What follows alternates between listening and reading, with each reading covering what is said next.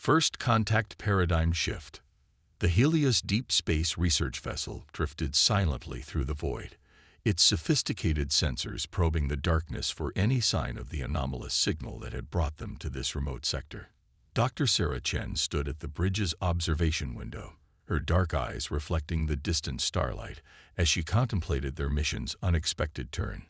"Signal confirmed, Doctor," announced Lieutenant Rodriguez from his station. "It's definitely not natural.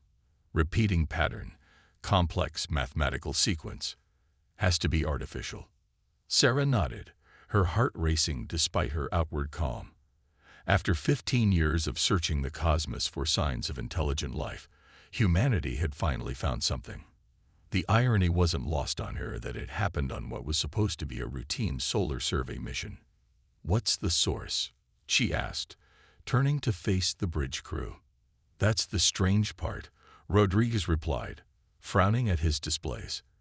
"It's coming from what appears to be a derelict station. Massive structure, at least 3 kilometers in diameter, but it's barely producing any power readings. If it weren't for this signal, we'd probably have mistaken it for space debris." Captain Maya Patil entered the bridge, her weathered face serious as she reviewed the incoming data. Unlike the stereotypical military commander, Patel had built her career on careful analysis rather than bold action. "Your assessment, Dr. Chen." "It's an invitation," Sarah said confidently. "The mathematical sequence, it's a modified version of the Fibonacci sequence, but with deliberate variations that couldn't occur naturally. Whoever built that station wants to be found, but only by species advanced enough to detect and understand the signal. Or it's a trap." Security Chief Winston grimaced, his cybernetic eye whirring as it analyzed the station's silhouette. "Wouldn't be the first time someone used curiosity as bait." "That's why we follow first contact protocols," Patel replied calmly. "Dr. Chen, prepare your team. Lieutenant Rodriguez, maintain our distance and launch reconnaissance drones. Chief Winston, I want defensive systems at ready status, subtle, but prepared." As the crew carried out their orders, Sarah couldn't shake the feeling that they were about to shatter humanity's understanding of its place in the universe. The station grew larger in their view screens as the drones approached, its architecture unlike anything human engineers had conceived. Where human stations were practical, angular constructions, this structure flowed like liquid metal frozen in space, its surfaces covered in patterns that seemed to shift when viewed from different angles. The drone's first close-up images caused an audible gasp on the bridge. The station's hull wasn't solid metal. It was covered in what appeared to be writing, billions of symbols etched into its surface in spiraling patterns. "It's a library," Sarah breathed, her mind racing as she processed the implications. "The whole station is a repository of knowledge, designed to survive the death of its creators." "Incoming transmission," Rodriguez announced suddenly. "It's responding to our drones. Translation matrix is having trouble, but I think it's an access protocol." The next few hours were a blur of activity as Sarah's xenolinguistics team worked to decipher the alien communication protocols. The station, they discovered, was called the Repository of Unified Knowledge, created by a species that called themselves the Archivists. But the Archivists themselves were long gone, having ascended to what their records cryptically referred to as non-corporeal existence millennia ago. They had left behind this station, and others like it throughout the galaxy, as guideposts for emerging civilizations. But there was a catch, one that sent ripples of shock through the human crew when they discovered it. "They were expecting us," Sarah explained to the assembled command staff, her voice tight with excitement. "Not humans specifically, but they knew that eventually, a species would evolve that combined both technological achievement and something they called divergent problem-solving capacity." "Meaning what, exactly?" Patil asked, leaning forward in her chair. "Meaning that most intelligent species follow predictable technological and social development paths. But occasionally, like with humans, you get what they called chaos factors, species that develop in unexpected ways, combining traits that the archivist's model said should be mutually exclusive. Winston's cybernetic eye whirred again, like having both strong tribal loyalty and individual creativity, or maintaining aggressive survival instincts while developing sophisticated cooperation. Exactly.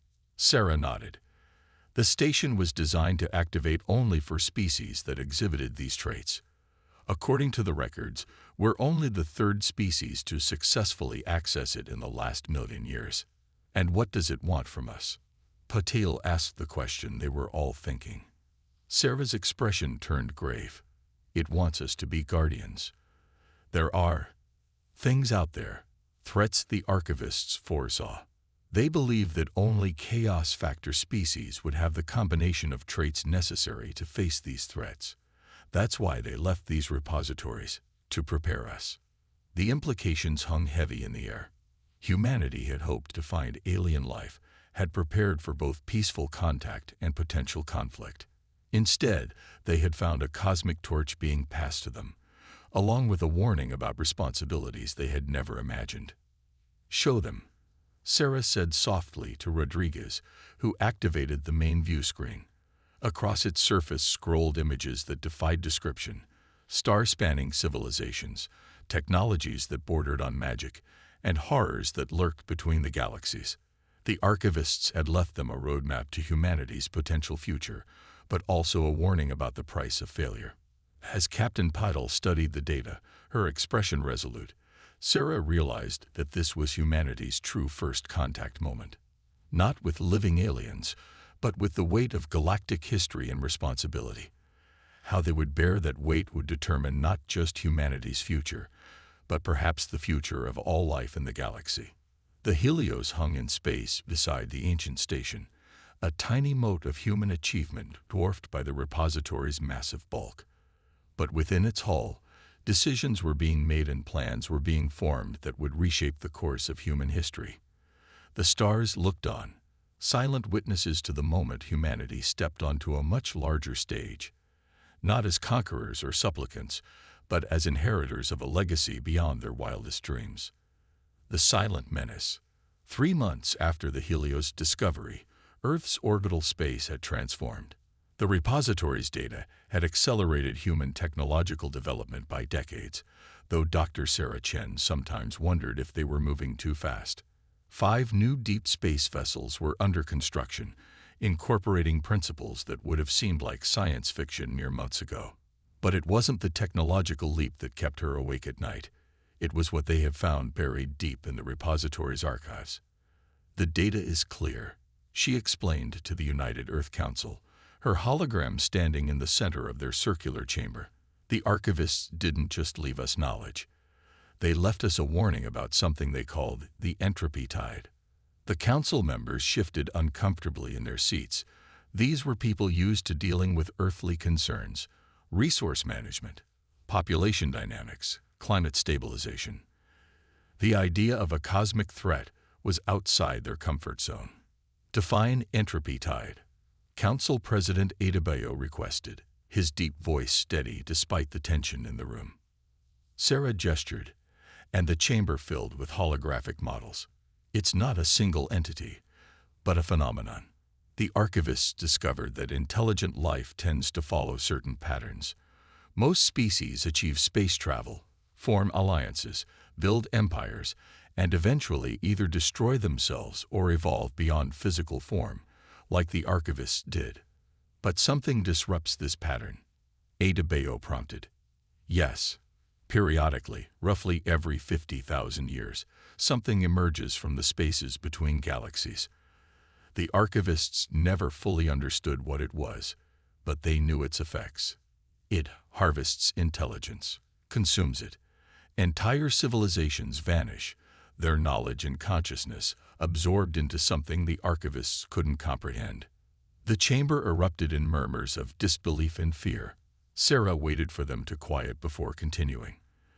The archivists believed they found a solution, but they couldn't implement it themselves. Their society was too rigid, too predictable. They needed a species that could think in ways they couldn't, a chaos factor species, like us.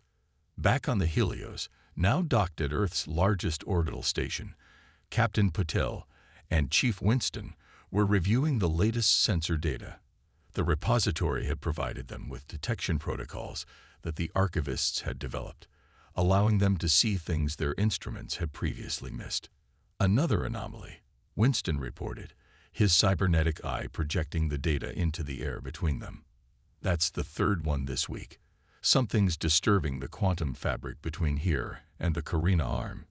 Patel studied the readings with a frown. Match it against the repository's warning signs. Already did. It fits the early stage pattern. If the archivist's data is right, we have maybe 5 years before the entropy tide reaches our galaxy. Have the other repository stations activated? Patil asked, pulling up a galactic map dotted with known library locations. 2 so far, both contacted by species even younger than us. They're not handling the revelation well. Patel allowed herself a grim smile. Can you blame them? At least we had some preparation for the idea of cosmic threats. These other species went from believing they were alone in the universe to learning they're responsible for fighting an incomprehensible cosmic horror. In her lab aboard the station, Sarah was working with a team of physicists to understand the archivist's proposed solution. The mathematics involved were beyond anything humanity had conceived, but the basic principle was elegant in its simplicity. The entropy tide operates by consuming predictable patterns, she explained to Lieutenant Rodriguez, who had become her unofficial sounding board. Intelligence usually develops along predictable lines, making it easy prey. But chaos factor species like humans develop randomly, creating cognitive patterns that the tide can't easily digest. So we're basically cosmic food poisoning, Rodriguez quipped, earning a tired laugh from Sarah. More like we're capable of developing an immune response. The archivists believed that if enough chaos factor species could be found and united, their combined unpredictability could disrupt the tide's feeding pattern, break the cycle. And that's why they left the repositories. To find species like us. To find us, to prepare us, and to connect us with others like us. Sarah pulled up a display showing the locations of active repository stations. We're not in this alone. The other species that accessed the repositories, they're different from us, but they share our capacity for unconventional thinking. Together, we might have a chance. The next few weeks saw a flurry of activity as humanity prepared for its first contact with contemporary alien species. The repository provided translation protocols and cultural guides, but everyone knew this would be unprecedented. 3 young spacefaring races brought together by the legacy of an ancient civilization, faced with a threat beyond imagination. The first meeting was scheduled to take place at a neutral repository station in a system equidistant from all 3 species' territories. As the Helios prepared for the journey, Sarah found herself back at the observation window where their adventure had begun. Having second thoughts, Captain Patel asked, joining her at the window. Not about the mission, Sarah replied. I just wonder if the archivists chose correctly. The responsibility they've placed on us, on all of us, it's enormous. Maybe that's exactly why they chose chaos factor species, Patel mused. Anyone who thought they were ready for this responsibility probably wouldn't be able to handle it. It's our very doubt, our questioning nature, that makes us suitable. As if to punctuate her words, new sensor data flashed across the nearby screens. Another quantum disturbance, larger than the previous ones. The entropy tide was coming, whether they were ready or not. But humanity had never backed down from a challenge, even one as vast as this. The Helios's engines hummed to life, preparing for the journey to meet their new allies.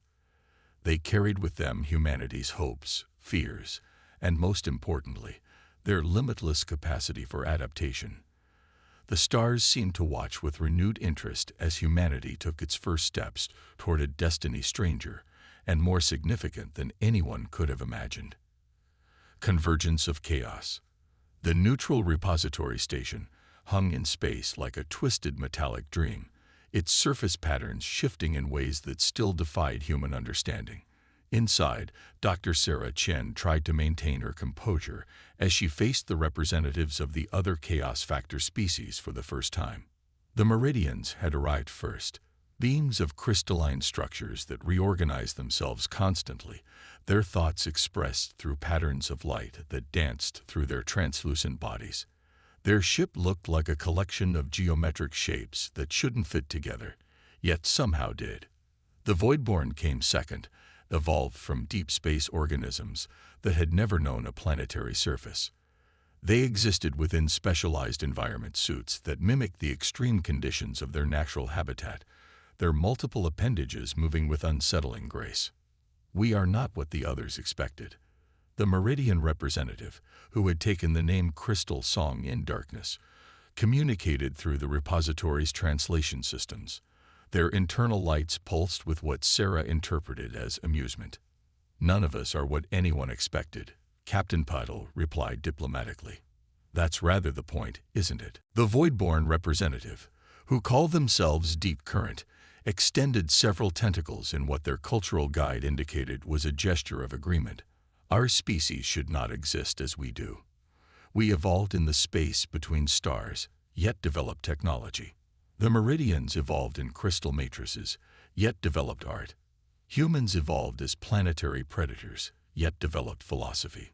Sarah watched the interactions with fascination. Three species that defied evolutionary predictions, each breaking the rules in their own way.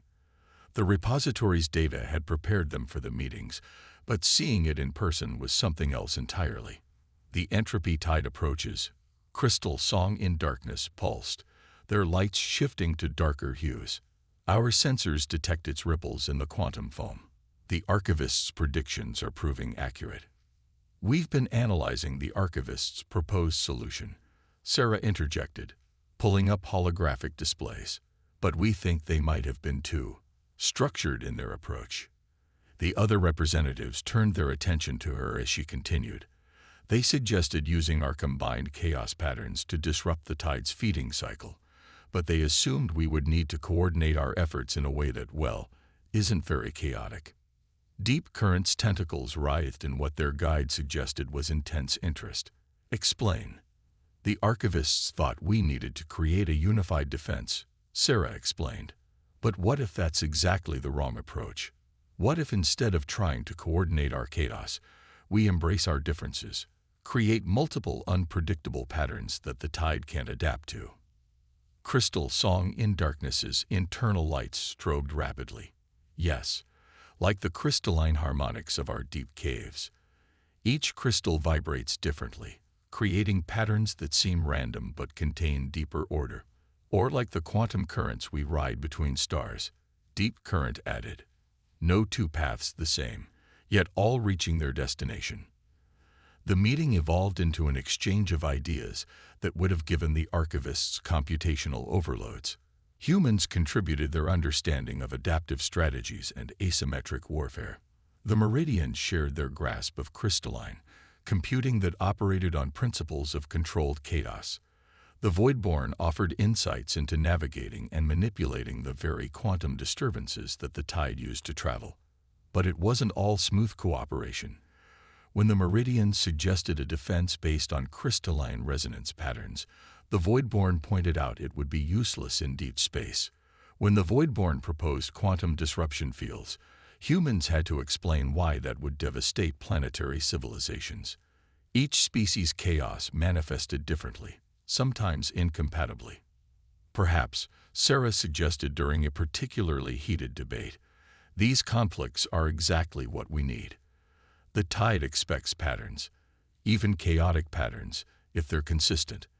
But our very inability to perfectly coordinate might be our greatest weapon. Captain Patel, who had been quietly observing, stepped forward. "Dr. Chen's right. Look at us. We can barely agree on basic terminology, let alone complex strategies. To an entity that feeds on predictable patterns of intelligence, we must look like a massive headache." The observation chamber erupted in what each species considered laughter: human chuckles, crystalline chimes, and rippling tentacles. The absurdity of their situation had somehow broken through the tension. As they continued their discussions, alerts flashed across the station's sensors. Another quantum disturbance, larger than any previously recorded. The entropy tide was accelerating its approach. It knows we're here. Deep current undulated. It senses our preparation. Good, crystal song in darkness pulsed. Let it come. Let it try to digest 3 species that should not exist, thinking thoughts it cannot predict, implementing plans that defy its understanding. Sarah looked around at their unlikely alliance, crystalline beings who thought in light and geometry, space-dwelling entities that navigated quantum strings, and humans with their mixture of logic and instinct. The archivists had chosen well, not because any of them were perfect, but because they were all perfectly imperfect in their own ways. As the representatives moved to their respective ships to begin preparations, Sarah felt a strange optimism. The entropy tide was coming to feed on intelligence, expecting the usual patterns of thought and development. Instead, it would face something unprecedented. 3 species united not by their similarities, but by their fundamental uniqueness. The stars seemed to shine a little brighter as the alliance was formed, not in the ordered way the archivists might have expected, but in a beautiful chaos that might just save the galaxy. Chaos theory. The Helios's sensor arrays registered the impossible. Where once there had been normal space, now reality itself seemed to fold inward, creating patterns that hurt the human mind to observe. The entropy tide had arrived at the edge of human space, far sooner than their predictions had suggested. "It's learning," Sarah whispered, watching the readings with a mix of horror and fascination. "It's adapting to us faster than the archivist's data indicated it could." Captain Patel stood at the command center, surrounded by holographic displays showing the positions of their allied forces. The Meridian crystalline ships formed complex geometric patterns in space, while the void-borne vessels seemed to fade in and out of normal spacetime. "Status of the quantum disruption field?" Patil asked, her voice steady despite the tension. "Meridian crystals are at full resonance," Lieutenant Rodriguez reported.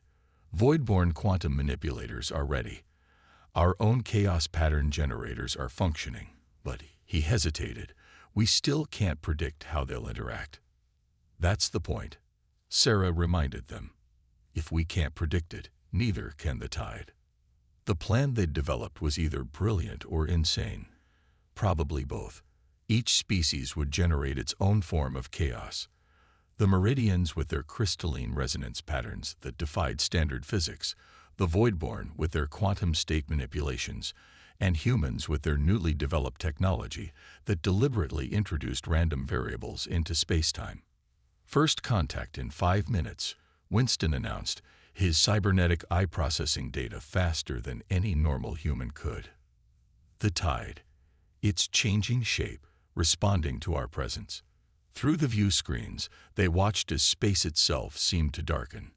Not the normal darkness of the void, but something deeper, hungrier.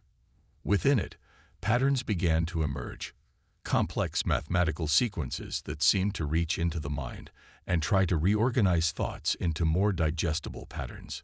"Mental shield holding," Sarah reported, checking the protective technology they'd developed based on repository data. "But it's strong. I can feel it trying to standardize my thoughts.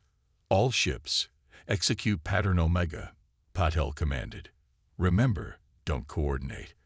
Let chaos reign." The human fleet began executing random maneuvers, each ship following its own unpredictable course. The Meridian vessels sparked with crystalline energy that refracted through space in impossible ways. The Voidborn ships seemed to exist in multiple states simultaneously, their quantum manipulation creating a spacetime mess that even their allies couldn't track. The entropy tide responded. Tendrils of dark energy reached out, trying to grasp and categorize, to find patterns it could consume. But every time it seemed to understand one aspect of the defense, that aspect would change, shift, become something else entirely. "It's working," Sarah exclaimed, watching the sensor readings. "The tide's attempts to feed are being disrupted. It can't maintain a lock on any of our thought patterns." But their enemy was ancient and clever. As they watched, the darkness began to split, trying to tackle each species separately. It was learning, adapting, trying to find ways to predict the unpredictable. Energy spike. Winston shouted. Massive quantum disturbance heading straight for. The blast caught them before he could finish. Reality twisted, and for a moment, every human on the Helios experienced thoughts that weren't their own. Crystalline mathematics from the Meridians, quantum state awareness from the Voidborn, all mixed with their own consciousness in a chaotic jumble. Status, Paddle demanded, fighting through the mental static. Shields at 60%, Rodriguez reported shakily. But, Captain, I think that backfired on it. The mental mixing, it just made our thought patterns even more chaotic. Sarah laughed suddenly, drawing startled looks from the bridge crew. Of course, it's trying to understand us by combining our patterns, but that just creates even more chaos. 3 different types of unpredictability multiply together. The entropy tide recoiled, its dark tendrils writhing in what they could only interpret as confusion. Where it expected to find patterns to consume, it instead found an ever-changing mathematical nightmare of combined chaos. All ships, Paddle commanded, push forward. Maximum chaos output. Let's give this thing psychological indigestion. The combined fleet surged forward, each species contributing its own form of chaos. Human ships fired their reality distortion weapons, creating pockets of space where physics misbehaved randomly. Meridian vessels projected crystalline energies that refracted through higher dimensions in ways that made mathematicians cry. Voidborn ships manipulated quantum states to make probability itself uncertain. The entropy tide fought back, trying to impose order, trying to make sense of what it was experiencing. But for the first time in its ancient existence, it faced something truly unpredictable. Not just chaos, but 3 different fundamental types of chaos working in discordant harmony. Look, Sarah pointed to new readings. Its coherence is dropping. The pattern recognition matrices the archivists detected in its structure are starting to break down. They watched as the darkness began to fragment, its attempts to impose order on chaos creating paradoxes within its own structure. Where it had been a singular, overwhelming presence, now it became scattered, confused, unable to maintain its cohesion in the face of true unpredictability. Finally, with what seemed like a silent scream that every being in the fleet felt in their minds, the entropy tide retreated. Not in defeat. They couldn't claim that much victory yet, but in confusion, its ancient patterns disrupted by something it had never encountered before. As the darkness receded, the 3 fleets regrouped. Damage reports began coming in. Several ships lost, others damaged, and everyone suffering from mental strain. But they had done it. They had forced the tide to retreat. This was just the beginning, Paddle reminded them soberly. It will be back, and it will try to adapt to what we did here. Let it try, Sarah replied, still analyzing the sensor data. We'll just have to be even more unpredictable next time. After all, she smiled, chaos is our specialty. The 3 fleets hung in space, their very existence a defiance of cosmic order. They had proved that chaos could be a weapon, that unpredictability could be strength. The galaxy had just witnessed something unprecedented, not just first contact or first conflict, but first true cooperation between species that broke all the rules. The stars seemed to shine differently now, as if the very fabric of space-time had been changed by what they'd done. The entropy tide would return, but when it did, it would face an alliance that celebrated their differences, that turned disorder into art, and that had learned to weaponize the very chaos that had made them strong. Evolution of chaos. 1 year after their first victory against the entropy tide, the repository station where it all began had transformed. The once pristine halls now bore the marks of 3 different species' attempts to coexist. Crystalline growths from meridian modifications sparkled alongside void-born quantum stabilizers and human engineering innovations. Dr. Sarah Chen stood in what they now called the Chaos Chamber, surrounded by representatives from all three species. The room itself was a testament to their collaboration, a space where crystal matrices interfaced with quantum computers and human intuition to predict the tide's movements. Another incursion prevented. Crystal song in darkness chimed, their internal lights pulsing with satisfaction. The tide attempted to breach near the Carina arm, but found our chaos fields waiting. It's learning. Deep Current observed, their tentacles weaving complex patterns in their environment suit. Each attack is different. It no longer attempts to impose order directly. Good, Sarah replied, studying the latest data. That means we're forcing it to evolve, to become something new, just as we have.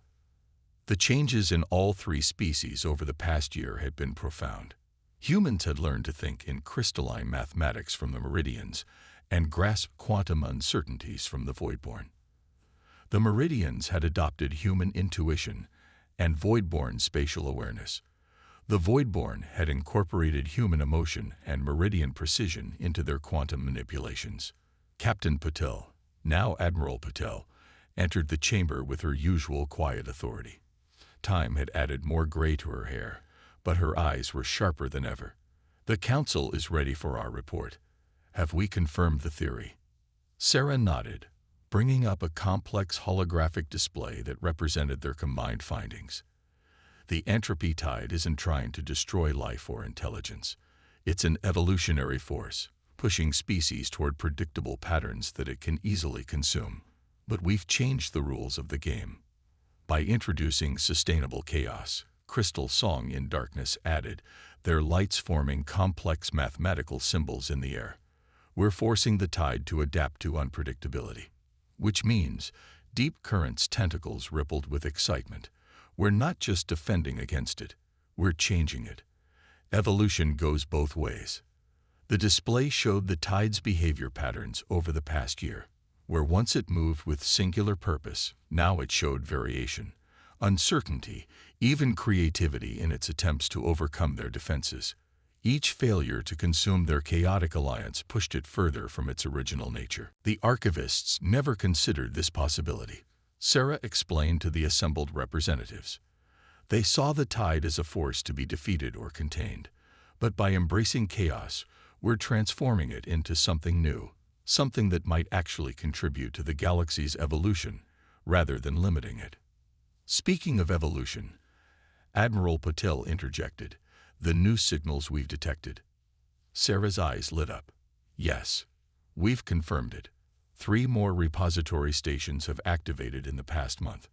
New chaos factor species are emerging, right when we need them. The galaxy itself seems to be adapting, producing more unpredictable species to maintain the balance. The chamber filled with expressions of excitement. Human grins, crystalline light shows, and undulating tentacles. What had begun as a desperate alliance against an unstoppable force had become something more, a new model for galactic evolution. The archivists would never have predicted this. Deep Current observed. Their own orderly nature limited their vision. That's why they chose us, Crystal Song in Darkness chimed, not to follow their plan, but to create something they couldn't imagine. Sarah moved to the chamber's observation window, watching as ships from all 3 species maneuvered around the station. The vessels themselves had evolved, incorporating aspects of each species' technology. Human ships now sprouted crystalline sensors and quantum field generators. Meridian ships included human-designed chaos engines and voidborn spatial distorters. Voidborn ships carried crystalline computers and human-inspired adaptive systems. We should contact the new species soon, Admiral Patel said, joining her at the window. They'll need guidance adapting to their role. Not too much guidance, Sarah smiled. Let them add their own chaos to the mix. That's the whole point, isn't it? The more unpredictable we become, the stronger we are. In space, the entropy tide continued its ancient journey between galaxies. But now it moved differently, fought differently. Each encounter with the Chaos Alliance forced it to adapt, to embrace uncertainty, to become something new. What had begun as a force of consumption and stagnation was evolving into a catalyst for innovation and change. The repository's archives had been updated with their findings, adding human intuition, meridian precision, and void-borne quantum understanding to the archivist's ancient knowledge. Future species would find not just warnings and technology, but a new philosophy: strength through chaos, unity through difference, evolution through unpredictability. As Sarah looked out at the star-filled void, she remembered their first contact with the repository, how overwhelming its revelations had seemed. Now she understood that the archivist's greatest wisdom had been knowing their own limitations. They had created the repositories not to preserve their own vision of the universe, but to find species that could imagine something entirely new. The Helios, now upgraded with technology from all three species, prepared for another patrol. The entropy tide would return, as it always did. But each time it did, it would face an alliance that grew stronger through chaos, that evolved through unpredictability, that turned the very force meant to consume them into a catalyst for their growth. The stars watched as ships of crystal, quantum fields, and human steel moved in their chaotic dance through space. The galaxy was changing, becoming something that neither the archivists nor the entropy tide could have predicted. And in that unpredictability lay the seeds of a future limited only by the imagination of species that dared to break all the rules. Humanity had reached for the stars expecting to find either friends or enemies. Instead, they had found a way to transform the very nature of galactic evolution. It wasn't first contact as anyone had imagined it. It was something far more chaotic, far more beautiful, and far more significant than anyone could have predicted. And that, perhaps, was the greatest victory of all.